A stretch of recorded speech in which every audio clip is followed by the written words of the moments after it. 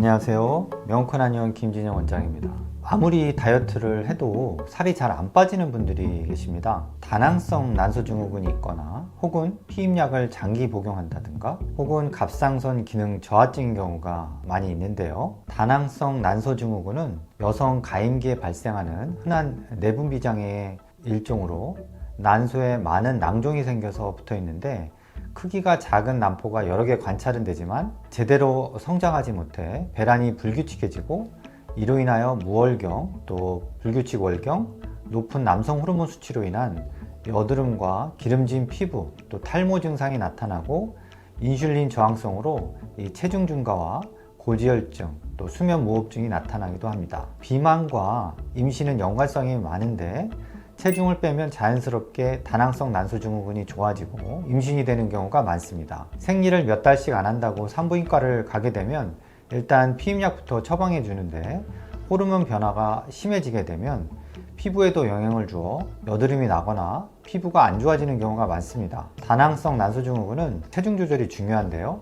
체중이 줄면 줄수록 인슐린 저항성이 줄어들어 2 내지 3kg 정도만 줄어도 다낭성의 증상은 많이 좋아지게 됩니다. 한의학적으로는 담음과 어혈로 인하여 나타나는 증상과 유사한 점이 많은데 담음과 어혈은 예전 영상에서도 설명드린 것처럼 몸에 노폐물이 쌓이게 되어 순환이 잘 안 되어 나타나는 것입니다. 무엇을 먹느냐 그리고 언제 어떻게 먹느냐가 제일 중요한 관건인데요.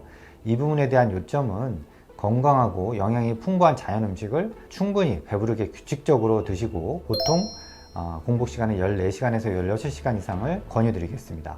보다 자세한 것은 이전 영상을 참고해 보시면 좋겠습니다. 다낭성 난소증후군이나 혹은 무월경 증상 때문에 야지정이나 혹은 야스민 같은 피임약을 드시는 분들이 많은데요. 자궁 생리 기능에 문제가 있는 경우 혹은 폐경기 전후에서 장복한 후에 비만이 되는 경우가 많은데 이 피임약은 호르몬제로 보통 1 내지 2년 정도 장기 복용 시 혈전이 생길 수가 있습니다. 한의학적인 개념으로는 어혈에 해당하는데 혈전이 생기게 되면 결국 혈액순환이 잘 안 되어서 잘 붓고 심해지면 심장이나 혈관에 문제를 일으켜 부종이 잘 생기고 체중이 증가하기 쉽습니다.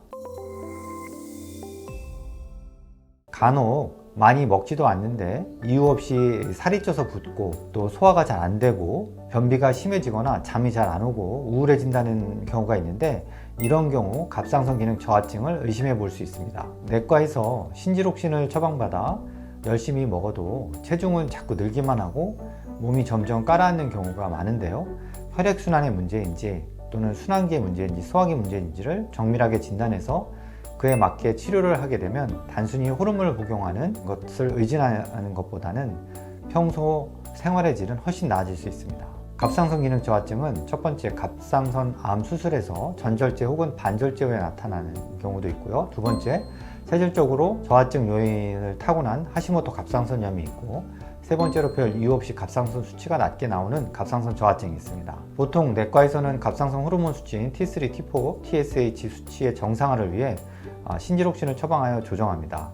갑상선 호르몬이 부족한 만큼 채우고 나면 더 조치할 것이 없는 경우가 많습니다. 내과에서는 수치는 정상이니 그냥 견디라고 하는 경우가 많은데요.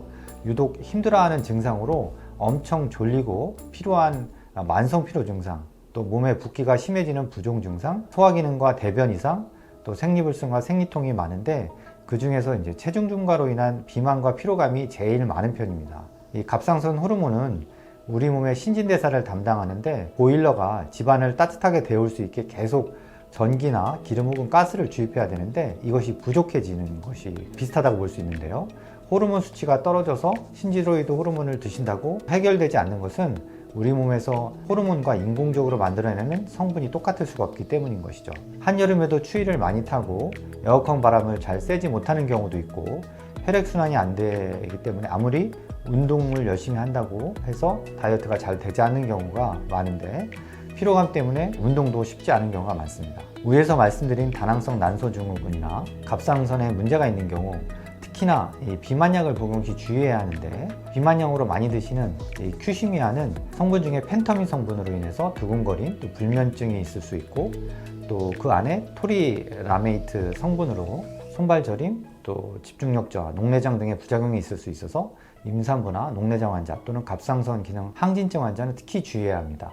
또 심혈관계 환자, 또 고혈압 환자 98세 미만은 섭취하면 안 되는데요. 콘트라브 같은 이제 비만약도 중추신경계에 작용하기 때문에 환각이나 자살충동 등이 생길 수가 있고, 항우울제를 복용하는 경우 함께 복용하면 빈맥이나 또 초조감, 심하면 혼수까지 나타날 수 있는 세로토닌 증후군의 위험이 높아질 수 있습니다.